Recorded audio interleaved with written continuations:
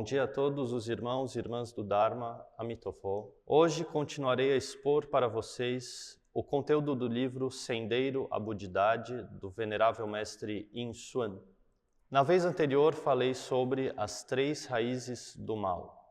Hoje falarei sobre 4 categorias de aflições. Sendeiro à Budidade, capítulo 4. As 4 raízes indeterminadas. Stanza 74. O Buda também sincretizou todas as aflições em visão errônea, desejo, arrogância e ignorância. Por causa da assimilação da visão do eu e do meu, morte e renascimento continuam incessantemente. Pode-se dizer que as 3 grandes categorias das aflições se restringem particularmente à esfera do desejo, especialmente no que se refere aos humanos. Se estiver nas esferas da forma e da não forma, a raiva já não surgirá.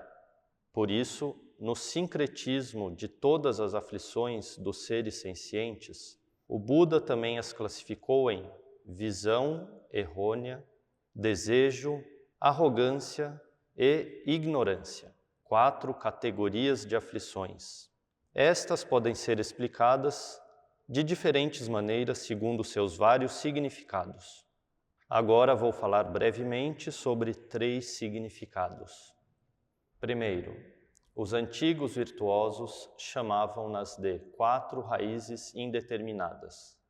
Sua natureza má não é tão grave, porém ainda são aflitivas, e são chamadas de raízes encobertas indeterminadas. Quando as aflições sutis foram investigadas, estas 4 raízes foram identificadas. Particularmente na escola Yogacara do Mahayana, estas 4 aflições são consideradas como aflições associadas à 7ª consciência. Para os nobres que ainda não alcançaram a verdade e nem eliminaram as aflições, essas 4 aflições ainda não os deixaram e tornam-se na característica particular intrínseca às aflições dos seres. Nesta explicação, são denominadas de ignorância do eu, visão errônea do eu, arrogância do eu e apego ao eu. Originalmente, não existe o eu permanente, imutável, independente.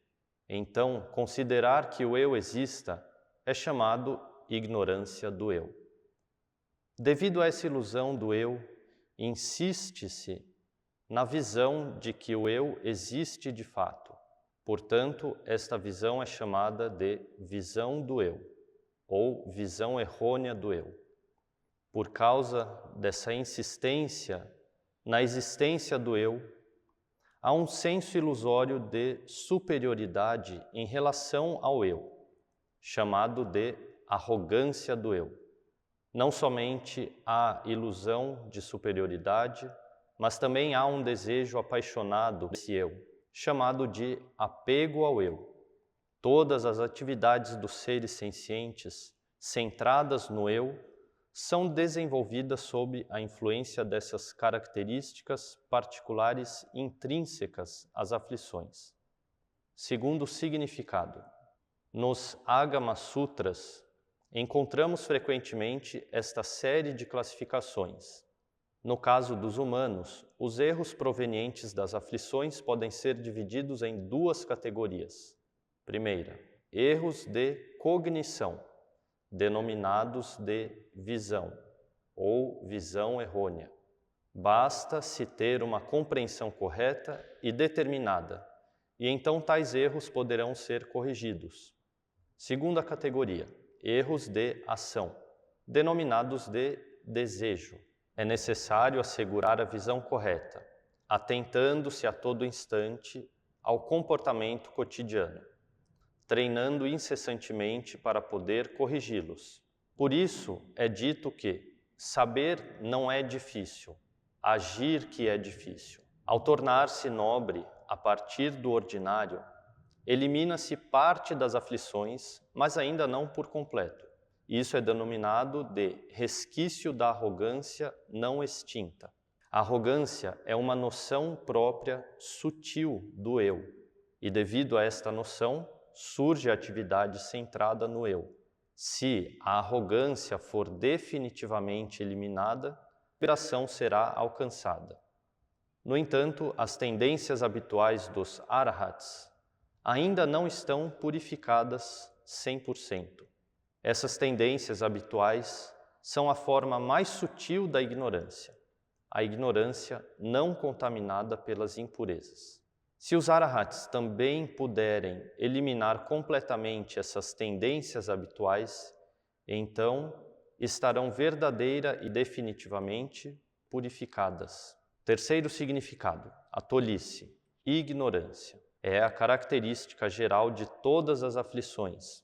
Se as diferenciarmos a partir da ignorância, aquelas que pertencem aos equívocos do conhecimento são da visão, ou visão errônea. As que pertencem aos equívocos da emoção são do desejo, e as que pertencem aos equívocos da volição são da arrogância. Todas as aflições se enquadram nestas categorias. Todas as aflições têm as funções de gerar karma e de nutrir e germinar. E também têm a força de acumular e gerar renascimentos. Mas qual é a aflição mais básica?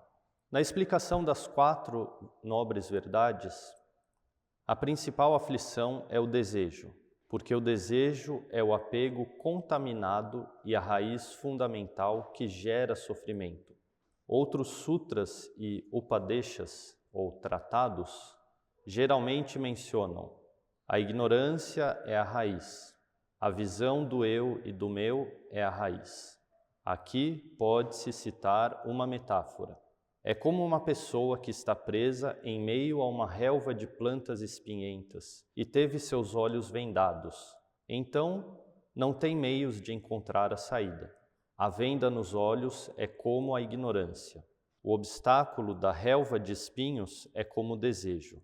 Por isso é dito nos sutras: ignorância e desejo são o pai e mãe progenitores, as causas do ciclo de nascimento e morte.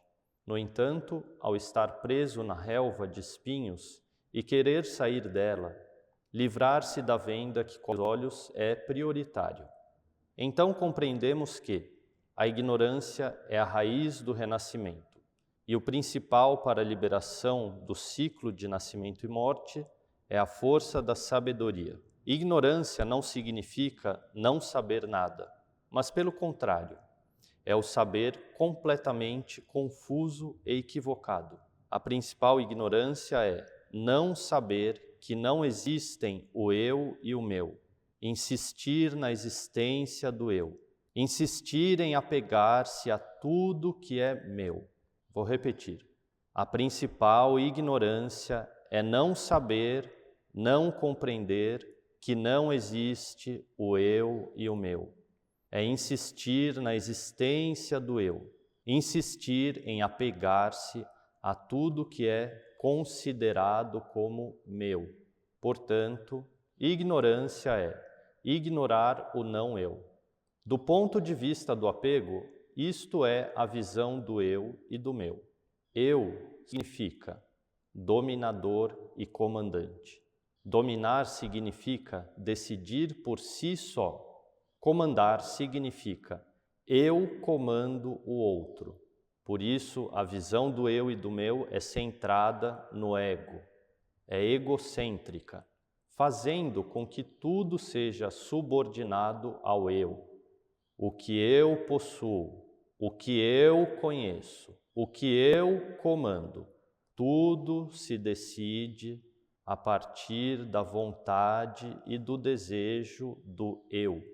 Certamente, os seres sencientes, consciente ou inconscientemente, administram dessa forma todas as suas atividades. Isto é ter o eu no centro, para unificar tudo, e também é como uma cola ou verniz que se apega firmemente a tudo Isto é um tipo de força centrípeta muito forte e coesiva. A força do karma gerada a partir dessa atividade é a que atrai o renascimento e forma individualmente cada um dos seres sencientes. Os seres, como indivíduos, originalmente não possuem uma entidade imutável e independente, tal como as que os não-budistas chamam de Atman ou alma.